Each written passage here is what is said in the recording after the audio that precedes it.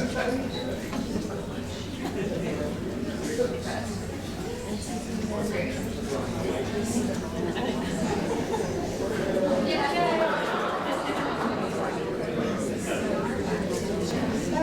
back, everybody. Marie-Laure, that was a wonderful film. You must be so proud. Our panelists today, I'm Susan Barnett. I'm the curator of Yellowstone Art Museum, and with me, Marie-Laure Pelosse, who made this film we just saw. Yay.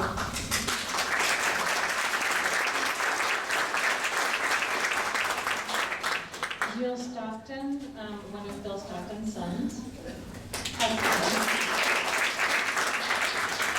You might have recognized his face from the film. Zentz, the wonderful artist who made the fountain and 1,000 other things that you've seen here.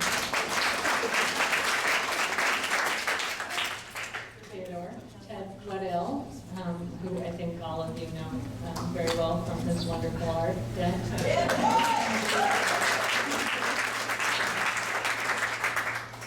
Sara Mast, who is also a wonderful artist. Her work is featured in our collections gallery right now, along with Terry Carson's, Perdidos. Unfortunately, we had to take a couple of them down because she's going to repair them, but some of her work is still featured, and it'll be back tomorrow.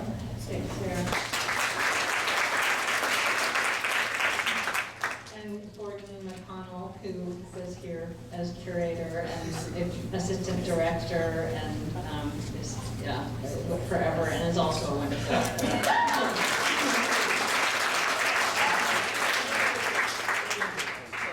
So, Marie-Laure, you never met Bill Stockton in person. What drew you to his story? What got you started? Actually, I never knew him. Maybe it was better for me to do the movie, because I think I would have been a little bit shy in front of him. So no, I'm connected to Bill Stockton through my grandmother, who was Elvia's cousin, and that's how I think 30 years ago my sister came here with my grandmother. Oh, sure. Yeah, we'll stand up when we talk. Yeah. Okay, so I first heard of him 30 years ago when my sister came with my grandmother to Grass Ranch, and when she came back, my sister had so many stories about Bill, the fact that he was doing his own teeth with his sheep teeth, you know, and stuff like that. Well, I think that's it's really through Elvia that I heard about him, and when she came to France every 2 years we used to meet in Paris. Also, I must confess that for me, 20 years ago, when I was not thinking of making a movie about their story, the romantic dimension of their meeting in Paris, after World War II, with Paris liberated from war, was really had a strong effect on me. So that's something I kept in mind. And my first project was to make a movie about them both. I had called it Bill and Elvia, and then I realized that Bill would be the central part of the film. So that's how it comes. It really is a beautiful love story, isn't it? I mean, she literally loved him to the ends of the earth, and yeah, it's wonderful. So let's see, Gilles, can you just? Well, I guess there was the movie talked a little bit about Bill's early life. It sounds like it was just a lot of hardship, and I know the screenplay that he wrote, there's, I think a lot of the characters he maybe met because his mother took in laundry. Do you want to just talk a little bit about his early life, what you know about it, and did he ever talk about it?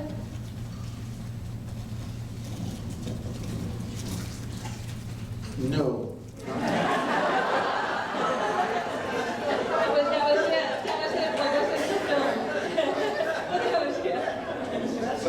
Let me stand and say that. No. Well, I'll ask you so I could ask you a different question about.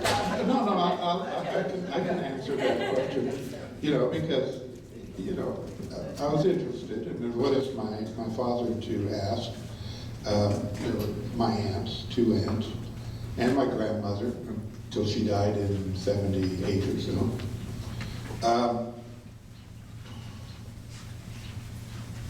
But there was a lot of reticence to talk about the details.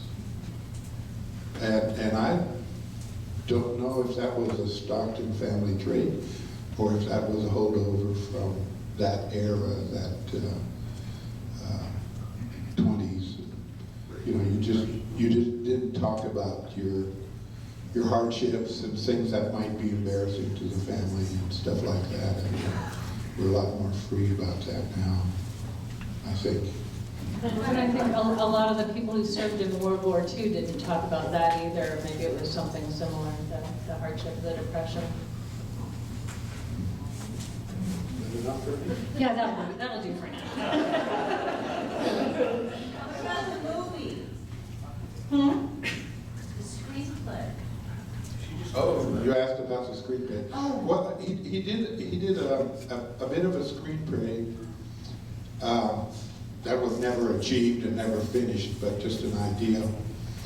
That was, I think, titled "Gertie the Goat Woman," and it was based on the last war in Winnet, Montana. You know, Winnet, Montana was an oil boom town. I think probably starting about 1910. It didn't last long, but it was a boom town. It was full of men, and it had oil workers, and so there were prostitutes too. And one of them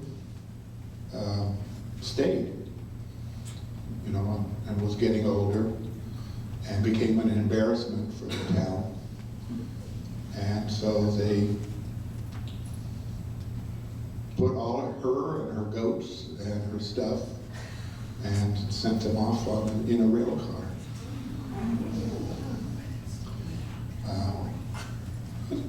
You know, it's a story worth telling. I wish you'd finished it. Well, we may read sections of it with the Yellowstone Repertory Theater. Actually, well, I want to just follow up with you a little, one more, Gilles. Can you talk a little bit about how his other interests, especially writing, connected with his art? Well, writing really was not his thing. He probably had ADD and a little bit of dyslexia. You know, so school was not, academics, and reading and writing was not his thing. You know, so he was a visual person, and he was a contemplative. How do you say that word? He thought about things a lot. You know, he thought about politics. He thought about philosophy. You know, but writing, reading, no. He learned through what he saw and what he heard. I guess we'll just keep going down the line here. Patrick, I wonder, let's see. Actually, I want to ask you the question about what you wrote. Is it for Bill, pencils and brushes, as much as being tools of expression, were also instruments of inspection, sensors, if you will. Your work centers on instruments of inspection, and I wonder, what are some of the parallels? So Bill gives the first clue to my answer, and in the catalog, if you have a copy of that, he says, and it's on one page, that drawing is simply the investigation of a form. And so the clue for me in that is that as we normally see art, it's an expression from somebody else. But when someone says it's an investigation of the form, the primary reason they're doing it is to understand the world they're in. And Bill's world was complex because of his own intelligence. He could see beyond surfaces and was observant beyond the surface. The thing that struck me initially in my understanding of his work and how he proceeded with it over the years was that he had an epiphany that was powerful when he saw Jackson Pollock's work for the first time. And he would have been a young man in his late 20s when Jackson Pollock got a 4 or 5 page spread in Life magazine. And it must have been a shock to him to see that kind of recognition paid to the kind of work living in a country like we all at this table have grown up in, where Charlie Russell was a big deal. And he was a big deal because he was chronicling the disappearance of a landscape that we don't see anymore. But Bill realized all of a sudden that he was living in a patterned world. He started to look at the grass and the trees and the weeds and his sheep on the side of the hill in a way that was authenticated by a big-time New York artist. And if you have had the opportunity to see a Jackson Pollock work, you'll see it as a record of his actions. He's the instrument of his own work, and it's a real thing. It's very realistic. It's dripped and drooled paint that scores exactly all of his motions, plus the detritus of the whole act of the painting, which involves cigarette butts and foot tracks and other detritus from his studio. And Bill saw that, and it just quickened in his mind that what he was interested in his landscape and could present with some legitimacy, apparently, the American public loved Jackson Pollock, was the pattern. And what it's about is scale. It's focusing in on the thing that's near and close to you, as opposed to taking a vast panoramic view of it. So his instrumentation is how I understand the instrument. It's a vehicle to amplify or intensify your own perception. That's what microscopes do. That's what telescope did for Galileo. They allow us to see our world in a different way from our natural senses. And I think Bill's work portrays it. That's really interesting. I know one day in the vault we had Joseph Henry Sharp painting next to a Bill Stockton painting, and it was so interesting to see the Joseph Henry Sharp brush in the distance in a panorama. And it was the same kind of the same colors and the same shapes, but Bill got right into the brush in his. So Ted, can you talk a little bit about your relationship with Bill Stockton and how he influenced you, either as an artist or as an artist who ranters and a ranter who arts, I think is how he put it. No.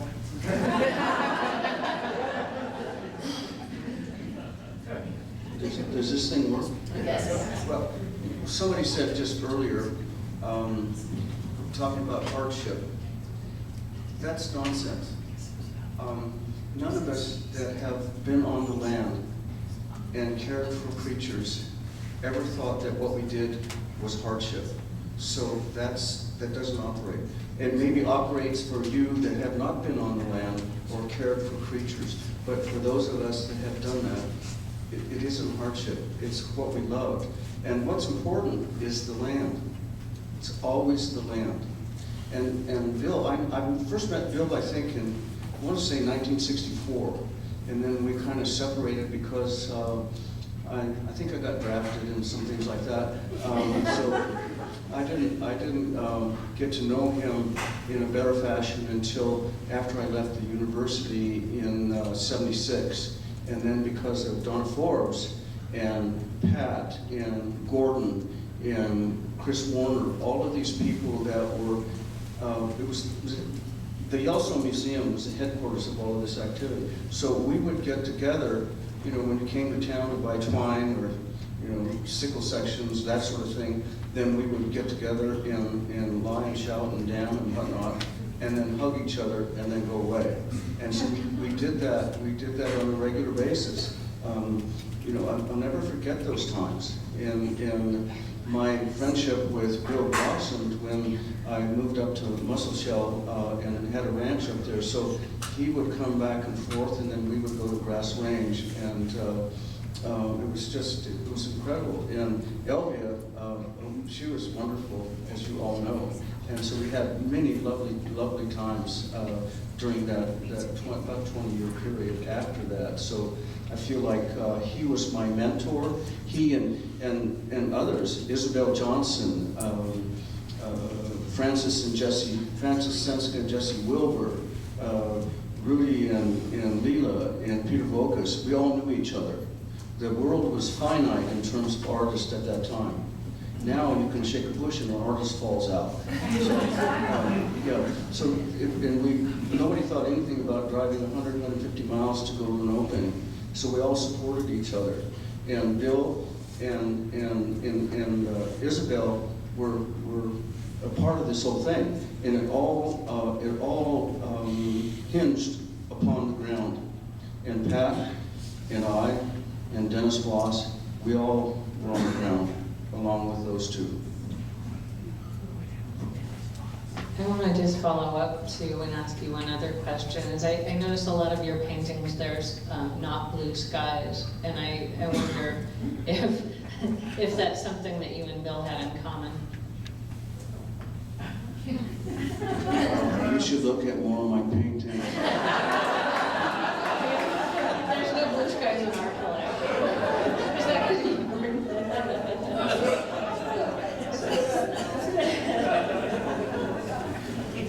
Sara, you were married to Terry Carson at the time when the first major show, I think, of Stockton was put together. And Terry did a lot of the interviews that we saw. A lot of that footage was from his interviews. And you were there. And can you just talk a little bit about that experience? Sure. Well, Terry was very committed to Bill and Elvia as well, and he said, you know, someone has to write about these wonderful artists and about Bill and many others that he's supported. And so, yeah, we went out to Grass Range, and I was sort of the fly on the wall watching the whole process, but we're many hours out there with Bill and Elvia. Great, as was said in the film, she cooked us fantastic meals. But one thing that struck me with Bill was when I first came to Montana in '91, the first thing I wanted to do, I went to school in New York, and you know, my teacher studied with Hans Hofmann, so I wanted to see, well, what's the art like here? So I came to the Yellowstone Art Museum right away, and Donna used to have a shelf that had all the catalogs, and all the covers were up, and Gordon had done a lot of them, and Terry had done a lot of them, and it was like Vernon Fisher, Bill Stockton, Jenny Deweese, Bob Dewey. I mean, I was just like, wow, I have landed in the most amazing place. And Bill in particular, I mean, I just responded to, he seemed like the Rembrandt of the plains to me, you know? I mean, he had that sensitive touch that's just like, oh, you know, just takes your breath away. And so when I met Terry and we were together and we went to see Bill, I was just like, I was so excited to meet him and be around him. And the thing that struck me was his thing about the sky. The sky is not blue. I don't know why people think sky is blue. It's green. And so shortly after Bill passed away, I did a painting that's now in the Holter collection called Green Sky for Bill, because it was just in honor of his seeing things, as Pat said, in just it's all about perception and seeing things in a different way. And I can't see Montana now without seeing Bill. So.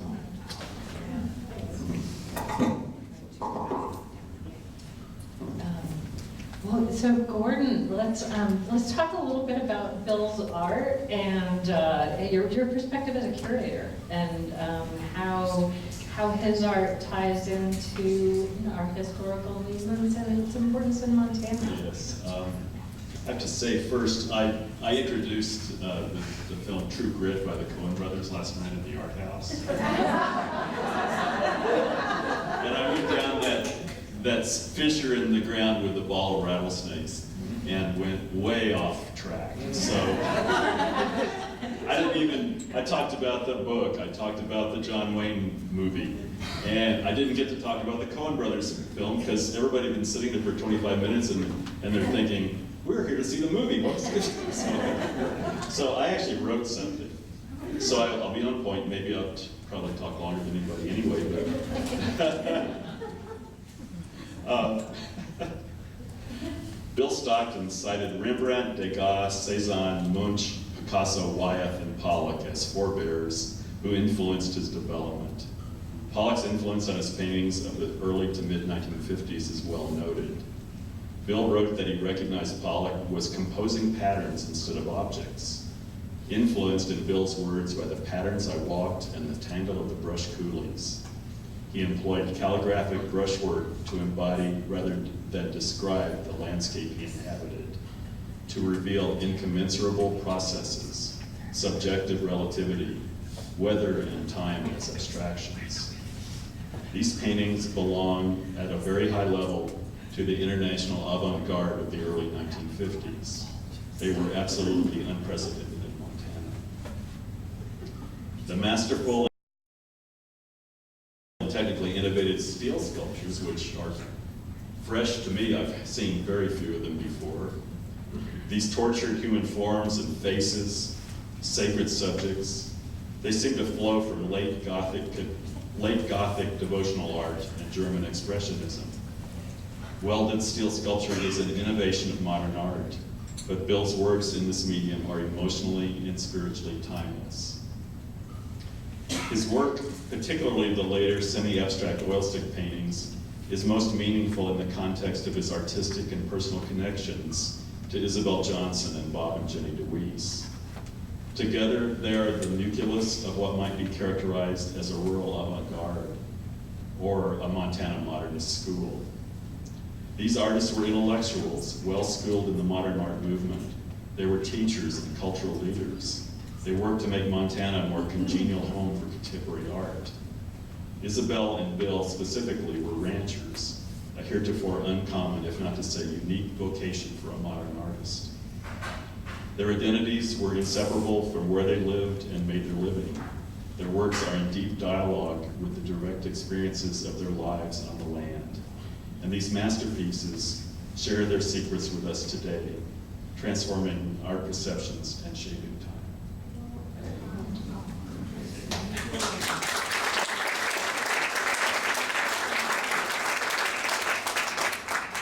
So I'll ask a few other questions, but I think feel free to ask each other questions. And if anybody in the audience wants to ask questions, just come up and use the mic. We're filming tonight, and that way it'll record the questions as well as the answers. Let's see, I'm going to follow up with...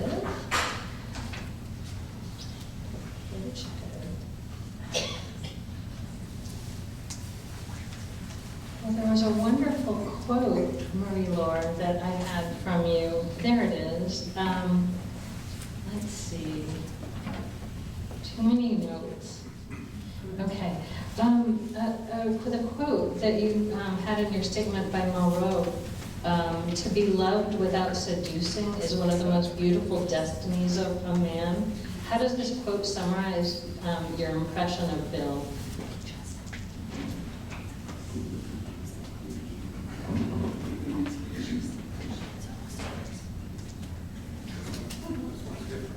Oh, that one's just on. Okay. Well,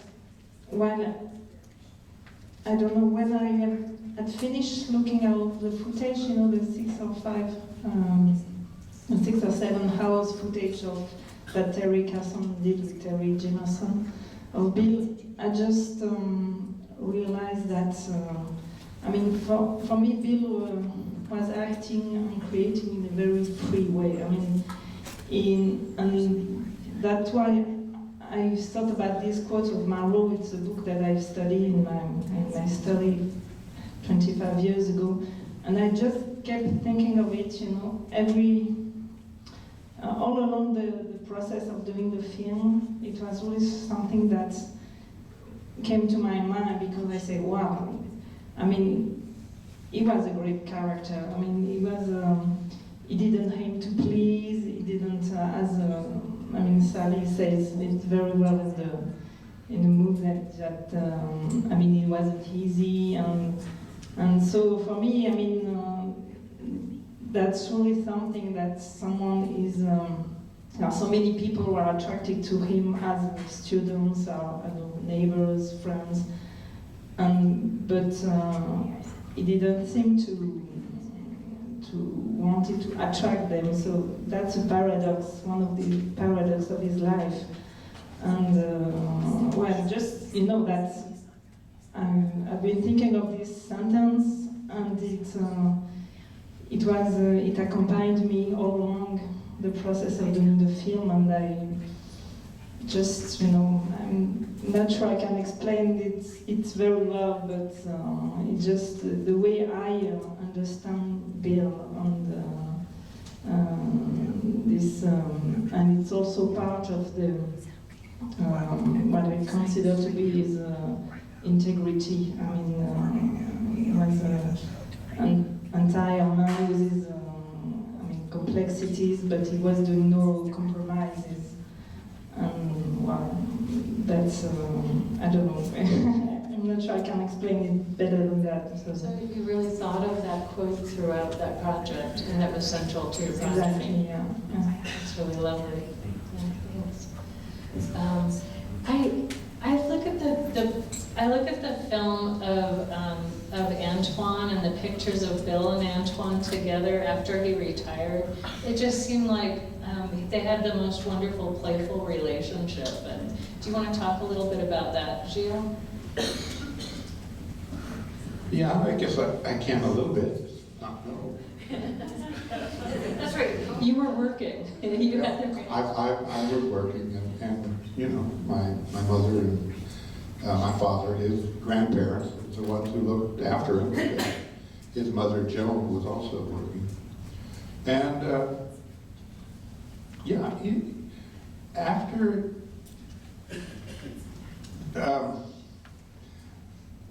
I took over the ranch in 1975, but he wasn't ready to give up the power.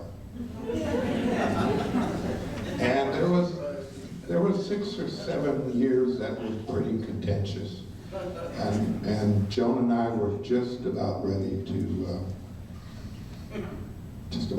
leave. Well, maybe I should tell this story. And he was drinking more and more, and we were arguing. So he decided we didn't love him up here, so he went to go visit my brother in Arkansas. And when he was down there, he got a case of the chiggers all over his legs. And he had decided that DMSO, I don't know if you people know what DMSO is, a horse liniment stuff, that what it does is it carries any ingredient right through the skin into your system, right? So he decided DMSO was a cure-all for everything. So he rubbed his legs with DMSO.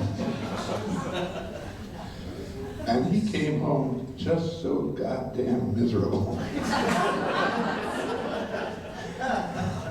that he just signed the papers over to John.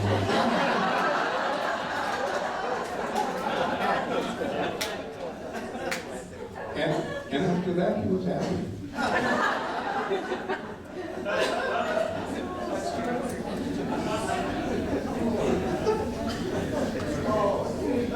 Sorry, Patrick, to have you follow that story. I wondered if you wanted to talk a little bit about the centrality of place to Bill's practice. And you mentioned that he was a student of the area, and I wondered if you'd follow up on that. I will follow up. I want to mention something else. This document, oh, excuse me. The document I just held up, Bill gave me at one point, after we had been in conversation that had been interrupted. We were talking about how rare it was. This is a long time ago, but over 20 years ago, but how rare it was for people to spend most of their life in one place. And that's what we talked about most of the time when we were together. It wasn't art, it was our places, and what we were doing on them, how they impacted what we were thinking about, and how that affected the art. But the art's what we did. We talked about the things that caused it more than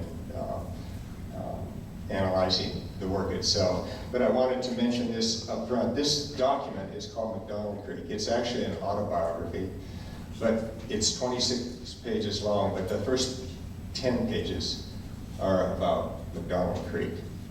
But to get back to the story Gilles was telling, is that a great deal of the last part of it talks about his love of his family and what they meant to him, and Antoine, especially in the years he spent with him, that were pretty important to him, fishing the creek and that kind of thing. So place is an abstract concept. You know, Bill was young enough to see the pale blue dot of Carl Sagan fame, the shot of the Earth from the moon. There's that expansive view of place. That's our place. We're all from there. And then there's the microspace that was just discovered a few years ago and a Nobel Prize was given for it. We have grid cells in our hippocampus that actually plot where we are. It's how we get around in the world. So you have that huge view from space back to Earth. And then in our heads also is a literal mapping of the environment as we experience it. And then mixed in with that is our whole social understanding of place. I think it was K. Ross Toole in a book called Montana on Uncommon Land that talks about the cadastral grid of Jefferson that broke all of this country up. The country, actually, Charlie Russell was lamenting the loss of. And the whole notion then of, and that's where we started to hear place as a colloquial term. Go over to Ted's place and see his paintings, go out to Bill's place and see his work, etc. So we had parsed it up, and there were places in the landscape, and they had not been places. It used to be over by the tree or down by that creek, or those kinds of geographical locators that we talked about in terms of space, but we broke it up, and now there were places on it. And Bill's sense of place, if you want to know what Bill's place was like, the best way to know it, and take you a couple of evenings before you go to bed to read, is today I baled some hay to feed to the sheep that the coyotes eat. If you don't know anything about ranching, you know 100% more by the time you finish that book. It's saturated in mud, amniotic fluid, grease, and every other fluid known to man that's involved in raising meat to put on your plate. And it's about also his sense of the changing environment. He didn't see what we're hearing now in terms of climate change, but the change still was pervasive that was happening on the land. And he talks about the problems in ranching, the primary one being weather, the devastation it can cause, and a collapse of a ranch it can cause. But also he talks about coyotes, obviously, in it, and all of his trouble he had with him. But Bill was an environmentalist at heart, and he does defend the coyote in the very end, saying, yes, they too have a place to be here. It's a book well worth reading. You can get an e-copy of it, and it'll put you to sleep well for 2 nights. But you'll understand Bill Stockton and the work he made if you read that book. You can also order a used copy. I just got 2 of them for $5. There's a few ones. So speaking of conversations when you get together, Ted, what did you and Bill talk about? Did you talk about art?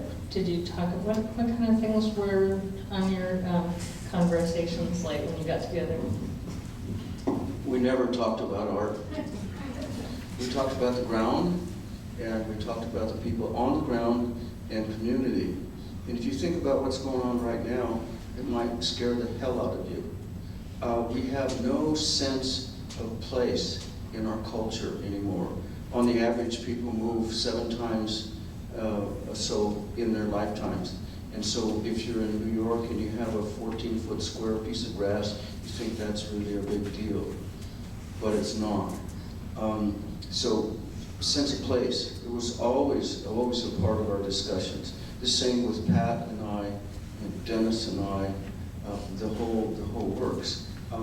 Also, another thing that's maybe not unique, but close to being unique in Montana, is you are who you say you are until you prove different. Bill didn't suffer any phonies, he didn't suffer any bullshit, and he didn't put up with any nonsense. And that's Montana, and that's the West, and he was the best of the best of the best. I know that was something that Donna... The question was, That's a perfect answer, thank you. I know Donna Forbes said that Isabel Johnson always said that Bill was the best of us all. Yeah. Sara, can you, you're a teacher as well as an artist, and Bill, despite himself, was a teacher quite often. He taught in Lewistown, he taught in Bozeman, and I wondered if, I don't know, if you are aware of the kind of, the way that he taught, and if you learned anything from that? Well, I'm not really aware of his teaching at all. I mean, I think that I call on him a lot in my teaching. For example, we've been doing gesture drawing this week, and the immediate, and you know, so much of what I feel like Bob DeWeese also, he was so engaged in what's right now, you know, and so a lot of the times I talk, well, I'm in Bob DeWeese's classroom, so I always sort of honor that, you know, I'm like, I teach in the same classroom, and I always try to honor my ancestors there, you know, and Bill feels like a true ancestor to me in terms of teaching. And, you know, just working with a figure this week and teaching gesture, which is really tough for students to understand, because if they've been doing this all day, they don't look in the same way that we were really, it was, you know, trained in us really well to look at and see and spend time. And so I think that his immediacy and his, well, one of the criteria for my project is sensitivity of line. Because I think that we've lost that touch with the hand, and so I try to work with students the way I think Bill draws, which is, you know, like, you know, amazing. I can't really describe. Well, one of his quotes is, go with the flow and the happy accident. Mm-hmm. I can imagine that coming with your teaching. Yeah, and I remember him when we were sitting in his studio there, and he was talking about that painting that he liked with the pine trees. And I really understood what Antoine was saying. The thing might happen quickly. The painting might come together, but it's the time of the tweaking time. I always tell my students, it's how long you tweak the painting. It's how long you look at the painting and stare at it and let it tell you what it needs, versus just hammer away and then walk away. So that's, I think that I really appreciated that aspect of the film and remembered him doing that and talking about how, well, that space was there, and then I moved the crayon did something, and it was perfect, and I left it. You know, and that's a hard thing to teach, because you have to be looking, and you have to really be seeing to be able to make that connection. And to know when a painting's done, that's one of the hardest things. Yeah. So I'll ask one more question, and then I'm going to invite you guys to come up. I bet there's probably 10 people at least in the audience who could just as well be here, probably 20, I don't know. So anyways, yeah. So I'm going to ask one more question of Gordon first, and then, yeah, you guys. So Gordon, you were there when Miriam Sample, you were at the museum when Miriam Sample Yes. Can you talk about that a Yes. little bit? Mr. Sample is here tonight.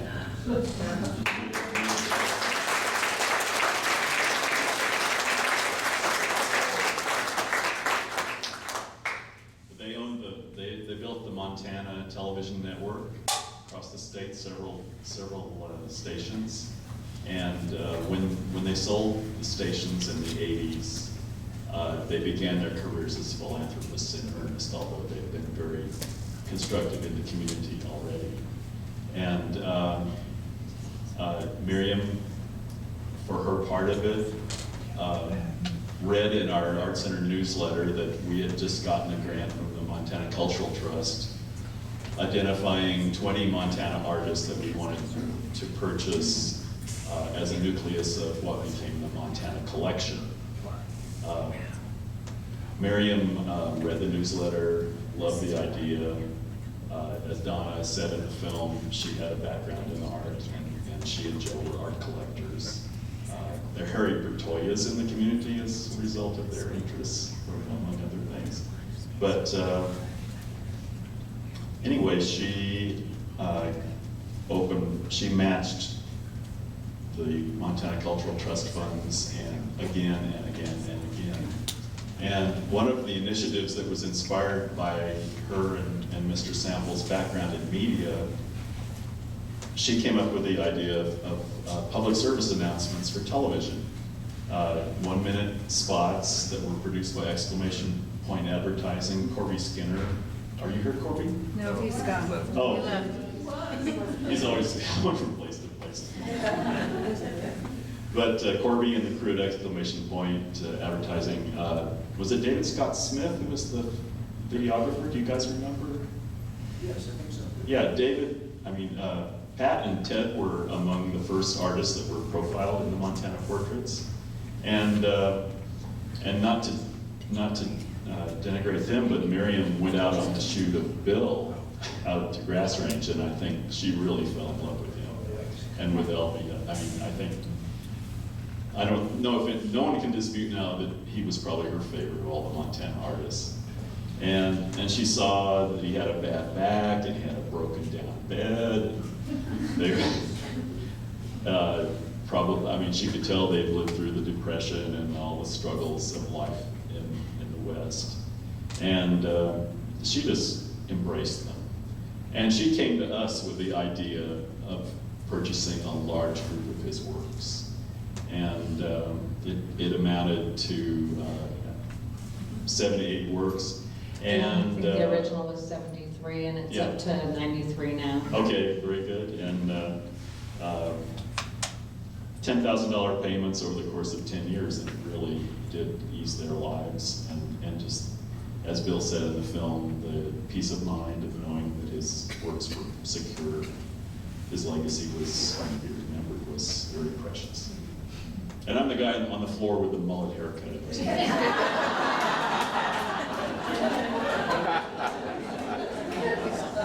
It was absolutely transformational, those gifts. Thank you so much, Mr. Sample.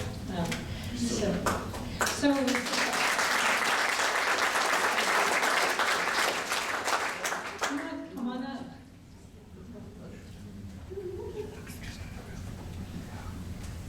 I just have one little bit of a story that I want to tell.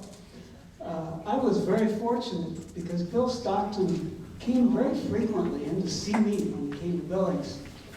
And I think there was some little legal matter, but that didn't have really much to do with it at all. He just really wanted to talk politics. And that was fine. But he started pushing something after a while. It's kind of interesting. He says, we got to get together with Alberta and Saskatchewan. He says, we need to get Montana, Alberta, and Saskatchewan together, and we'll form a new country. And we'll have so much of the world's resources right here, one of the biggest countries. I thought that was interesting.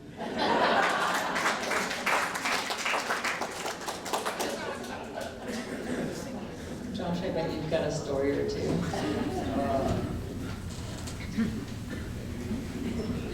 No pressure.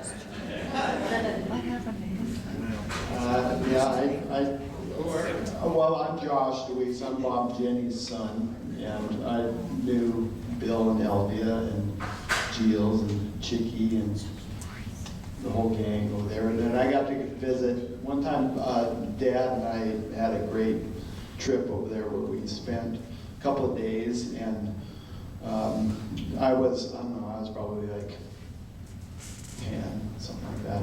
And we went out hiking, and we were hiking up on the bluffs above the place there, and I was sort of howling. I thought I'd be like a coyote.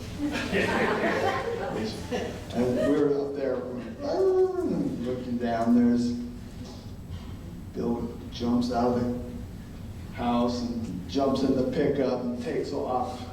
He was going to go out and shoot the coyote. So we but it was. I think that was one of my favorite memories about him. And then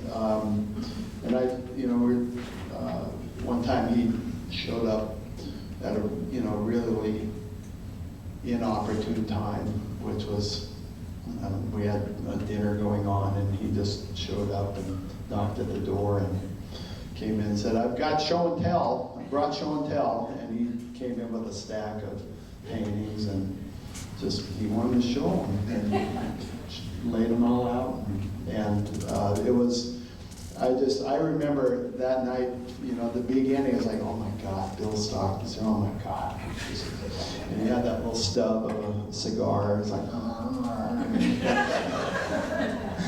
I was thinking, oh my God. And then as the night went on, it just like kind of get better and better and better. And there's some of the pieces that are upstairs that I remember seeing that night as really special. Yeah, what a character. It was great. Yeah. Does anybody else have a story to tell or a question to ask? Does anybody? Yeah, come on up. Well, I just want to say one thing. He was a brilliant lecturer. I heard him here at the museum talking about space, and it was brilliant. I mean, I love art, I listen to it a lot, but he opened it up in a way that I had never had anyone do it before. He was brilliant. Anybody else have a story to tell? Well, I'm going to read one story by Terry Melton. He mailed this in. We were sad to lose Terry this year. He was a curator at the museum for quite a long time.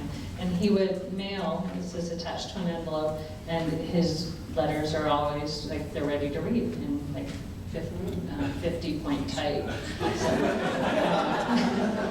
Bill was a craggy, handsome fellow with some remarkable differences. His mouth was slanted corner to corner in one direction, but the teeth in his jaw were slanted corner to corner in the other. His smile, accordingly, contradicted architectural rules. On that particular evening when Bill smiled, I noticed a large yellow tooth in his mouth. He was, between sips of tomato juice, he was on the wagon that night, sort of clicking his teeth against his bite. I asked him about his grand yellow tooth. He said, and Bill was not given to non-graphic descriptors, "Well, I broke this goddamn tooth and I wasn't going to pay any goddamn dentist to fix it. So I broke out a used tooth from this skull I had in the barn, filed it down, filed my own broken tooth down, and laid epoxy on the base of it as well as my own. Still, chomp, chomp, still doesn't fit worth a shit."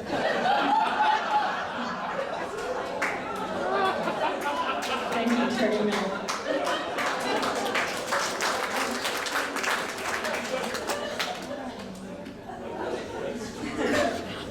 How can you top that?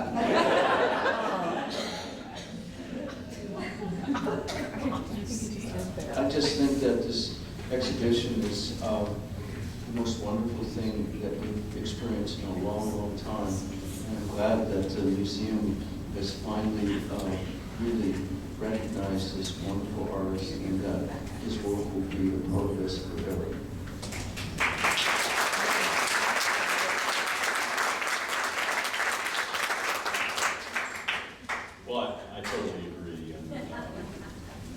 Susan studied at MSU and knew a lot of the Montana modernists in that community. She stayed in Montana with a frame shop and gallery in Crete for another 10 years or more. And she's become an extraordinary museum professional and just very impressed with the way she installs shows, the labeling, the interpretation, and the short period of time that she had to put the Stockton retrospective together. I'm absolutely in awe at the depth of it. Thank you so much, Gordon. Thank you.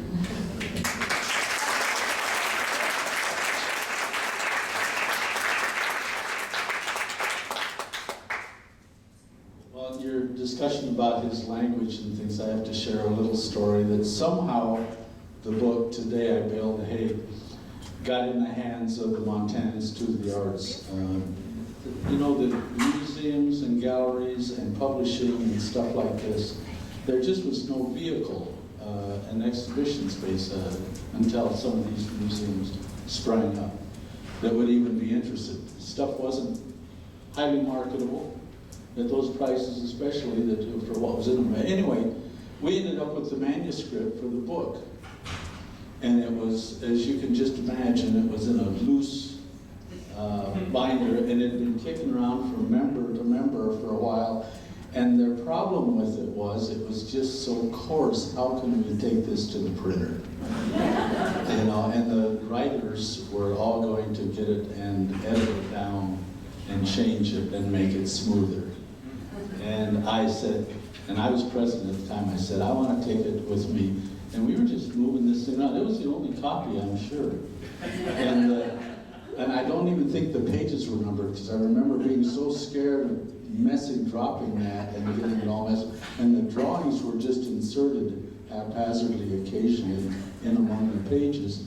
And they were just drawn on a vellum, a real thin yellowed tissue paper. And the pages, I think they were hand typed, or typed, and not just handwritten. And I don't think the pages were numbered even. I don't recall the number.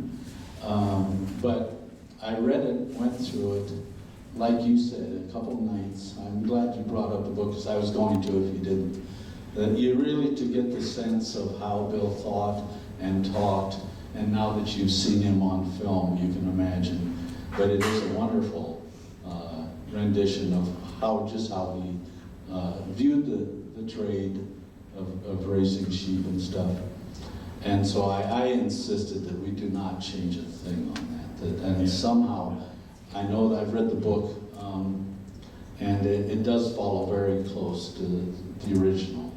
And made a phone call to Bob Gilbert of the Montana Wool Growers, and said, you know, if you came up with like $1,000 seed money, you know, we'll get this printed. And I thought, this is going to be a hard sell. And it wasn't. They knew Bill and said, you got it. I said, maybe you can get 50 or 100 books or something out of it. I don't know that any of that happened, but the book is worth a read.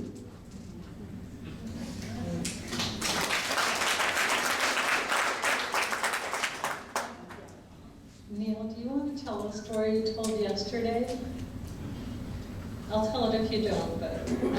Please be my guest. Okay, so there's one of the sculptures that's in the exhibition. There is a little article about it online, and Neil confirms that it is true. The Montana Historical Society confirms that it's true. It's a sculpture of Chief Joseph.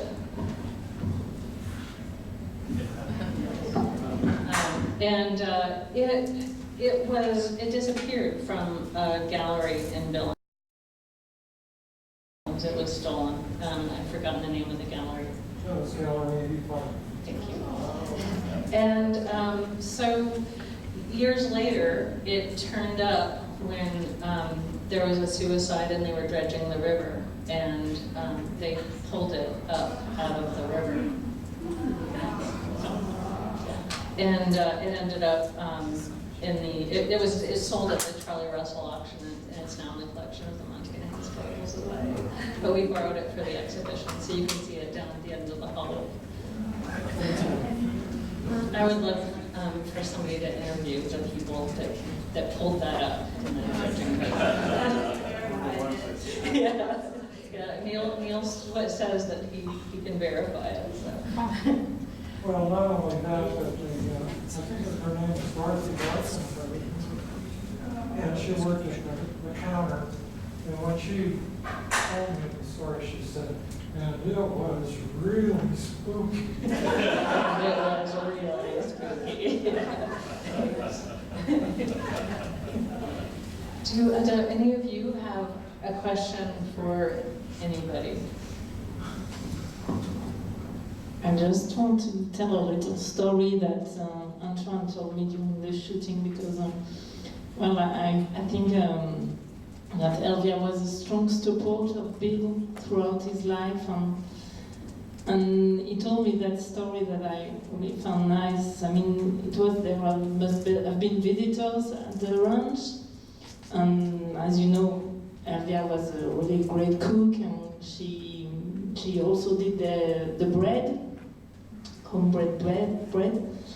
And so in front of visitors who say, wow, the bread is really good. And so Bill answered, yes, we do the bread. And Elvia looked at him and she said, we do the bread? Oh, we do the paintings too.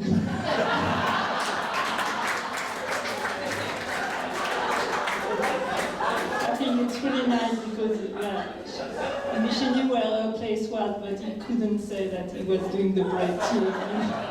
All the rest, yes, but not the bread.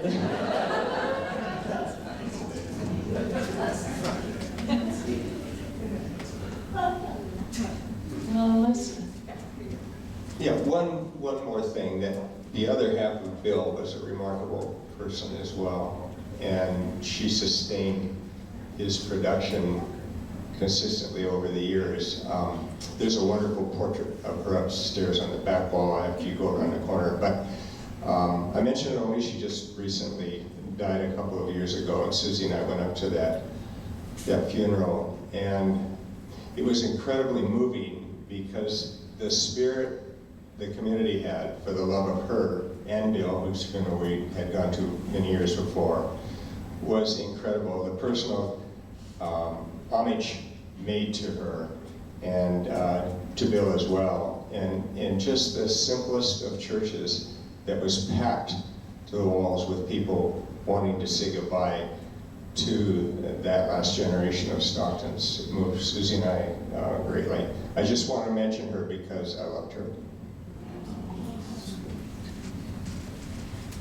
I had one question about Elvia, and I don't know if anybody can answer it, but when, say, a couple moves in here, either for a job or maybe the man comes from here, I mean, where you have the wife coming in to this wide open landscape,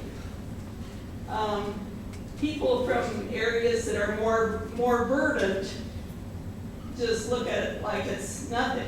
I mean, they don't see the subtlety of the form and the land and the coulees. And I wondered how Elvia reacted to coming to Montana. Does anybody know anything about that? I just want to say the question into the mic so it ends up on the recording. So, yeah, what was it like for Elvia to come to Montana? When Bill met Elvia in Paris, he said he wanted to marry her, and she said, well, I don't know if I want to go to Montana. And she said, well, he said, oh, it's warm. Yeah. And then she said, oh, Bill, how he lied. True story.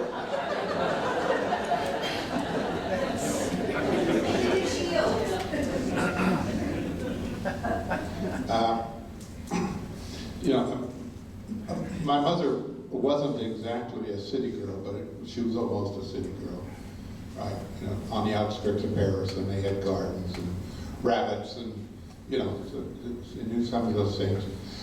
But being a ranch wife in Montana, no, not at all. And the neighbors, particularly one neighbor, an older lady, who really became her mentor and taught her all of the things that she needed to know. And I don't know how many years it took her, probably not that many, before she really decided that Grass Ranch was her home. Loving it, yeah. Well, I just really want to thank everybody that's here. Marie-Laure, what a great job you did with the film. Thank you. Thank you, Gilles. This exhibition would not have been anywhere near what it is without your help. All of the work that you loaned, all of the stories that you shared. Thank you so much. Thank you to all of the panelists. I also want to thank Ted Waddell and Lynn Campion for being our lead sponsors for this exhibition. I really appreciate what you made possible. Thank you, Sara, for driving over from Bozeman and being with us tonight, and all of you for your essays, and you too, Gordon. Thank you, everybody, and thanks for everybody that made this possible. Yes.